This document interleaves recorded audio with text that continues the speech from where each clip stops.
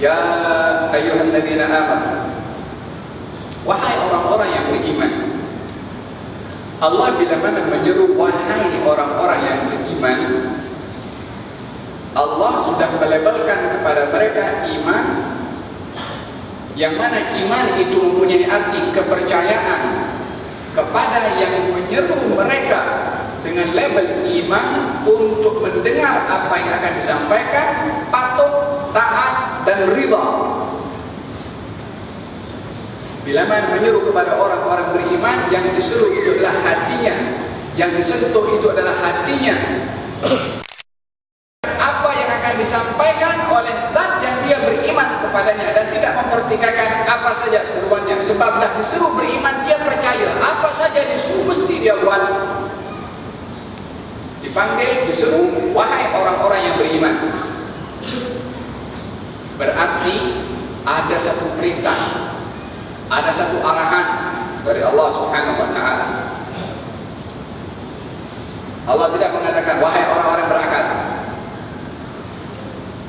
wahai orang-orang yang sehat, wahai orang-orang yang hatinya itu ada iman kepada aku, dengar apa yang aku sampaikan.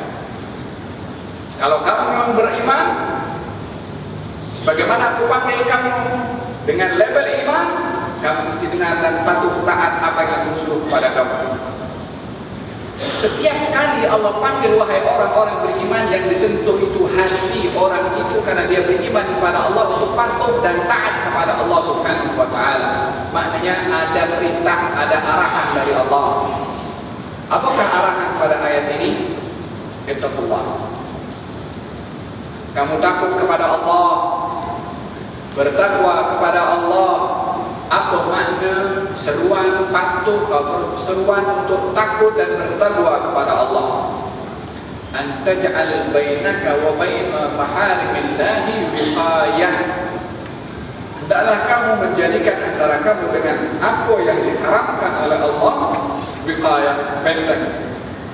Jadi mesti ada penghalang antara kamu dengan perkara-perkara yang diharamkan oleh Allah. Halangan itu bukan fisikal. Tak perlu ada satu dinding menghalang kita untuk melakukan perkara dilarang oleh Allah. Karena Allah menyeru kepada hati kamu, halangan benteng itu mesti kamu dirikan di dalam hati kamu. Sebab kamu beriman kepada aku, percaya kepada aku, dirikan benteng di dalam hati kamu untuk tidak melakukan perkara yang aku larang. Takut kamu kepada Allah. Walihada orang yang bertakwa kepada Allah Subhanahu wa ta'ala, yang betul-betul bertakwa kepada Allah Subhanahu wa ta'ala, kalaupun tak ada undang-undang apa saja yang dilarang, yang potong tangan kalau dia mencuri, disebat kalau dia berzina, umpamanya apa saja hukum hakam bagi orang yang bertakwa kepada Allah Subhanahu wa ta'ala. Kalau hukum itu tak ada, mereka tak akan bermaksiat kepada Allah. Sebab bagi mereka taat kepada Allah Subhanahu wa ta'ala ataupun menunaikan apa yang disuruh oleh Allah satu kewajiban daripada Allah kepada mereka, sehingga mereka tak perlu untuk ditakutkan dengan hukuman. Tak ada hukuman pun mereka takut kepada Allah Subhanahu wa ta'ala. Olehada bagi orang-orang yang mengatakan bahwasanya ingin bermaksiat kepada Allah Subhanahu wa ta'ala, diberitahukan carilah tempat yang Allah tak boleh tengok kepada kamu. Di situ kamu boleh bermaksiat. Di mana kita lihat dari tempat Allah tak boleh nampak kepada kita. Selagi Allah nampak, di situ kita tak boleh bermaksiat kepada Allah. Sebab kita bertakwa kepada Allah, mesti ada dinding penghalang antara kita dengan apa saja yang dilarang oleh Allah. Sementara Allah 24 jam memantau kepada kita. Mesti ada wiqayah, hajiz, penghalang itu di dalam. Ittaqullah. Lalu wadaru ma baqiya minar riba in kuntum mu'minin. Arahan yang kedua, tinggalkan sisa-sisa daripada riba bila mana kamu benar beriman kepada aku. Sisa daripada riba yang dimaksudkan adalah ayat ini. Kita dalam ayat sebelum kita berbahaskan masalah riba dan diberitahukan kalau riba itu adalah hukumnya haram. dan juga dilaknat oleh Allah Subhanahu wa taala. Mereka yang makan, mereka yang mencantik, mereka yang menjadi saksi, mereka yang menjadi wakil, semuanya adalah kena laknat oleh Allah Subhanahu wa taala dalam masalah riba. Maka ayat ini menyentuh secara spesifik kepada orang yang sudah terlanjur mempunyai transaksi dengan orang lain yang transaksi itu ada riba. Sebelum turun ayat ini, adakah dia berpegang kepada transaksi yang pertama? Sekarang dah turun ayat larang riba, taklah kita setelkan transaksi yang lalu, lepas dah bayar semua dengan ribanya, baru kita tak buat riba. Adakah seperti itu? Wadaru ma baqiya minar riba. Tak, ayat sudah turun, mulai daripada sekarang ini transaksi kamu yang dahulu dengan ikatan riba terbatal serta-merta. Tinggalkan apa yang menjadi sisa kepada riba dalam transaksi kamu dengan yang lain. Ayat ini turun kepada Sayyidina Abbas bin Abdul Muttalib bersama dengan Khalid bin Walid. Ada hutang-hutang, ada beberapa sebab nuzul, sebab turunnya ayat ini, ada beberapa kisah. Yang pertama menceritakan antara Abbas dengan Uthman bin Affan, kemudian yang kedua Abbas dengan Khalid bin Walid menghutangi kepada seseorang dengan riba, sehingga orang yang berhutang itu adalah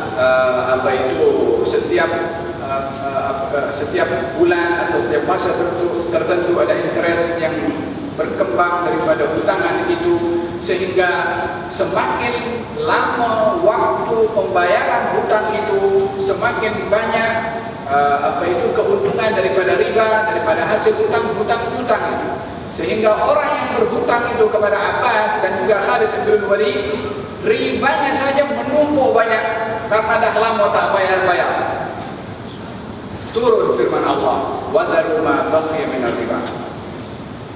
Yang dicatat sekarang keimanannya, yang dicatat sekarang adalah keimanannya kepada perkara secara sifat semula jadi manusia cinta kepada harta. Sifat semula jadi manusia tak boleh dinafikan cinta kepada harta. Zujina linnas hubbu syahawati minan nisa'i wal banina wal qanatir al muqantarati min adh-dhahabi wal fiddati wal khayl al musawwamati wal an'ami wal haram. Dzalika mata'ul hayatid dunya wallahu indahu husnul ma'ab. Zujina linnas, diperhiaskan untuk manusia apa? Hubbu syahawat, mencintai atau suka kepada perkara-perkara yang mengundang kepada hawa nafsu. Minan nisa'i wal banin, baik kepada perempuan atau nafsu cinta dan suka sifat semula jadi kepada anak-anak, kasih sayang. Kemudian wal qanatir muqantarah, al qanatir muqantarah, harta yang banyak. Al-qanatir harta, muqantarah yang menumpuk. Memanglah semua orang suka kepada harta, bahkan bukan suka kepada harta, juga suka menumpuk kepada harta. Wailun likulli humazatin lumazah alladhi jama'a malan fa'addada. Celaka bagi orang yang humazah dan lumazah. Siapa mereka? Alladhi jama'a malan fa'addada. Mereka adalah yang suka menghimpunkan harta dan menghitung-hitung hartanya. Hartaku berapa malam ini, esok hitung lagi, lusa hitung lagi. Yahsabu anna malahu akhlada. Mereka menyangka hartanya itu akan menyebabkan dirinya kekal. Wailun likulli humazatin lumazah alladhi jama'a malahu fa'addada yahsabu anna malahu akhlada. Kalla, tak mungkin itu terjadi. Jangan kamu berbuat begitu, kata Allah Subhanahu wa ta'ala. Syahid adalah sifat semula jadi manusia suka kepada harta.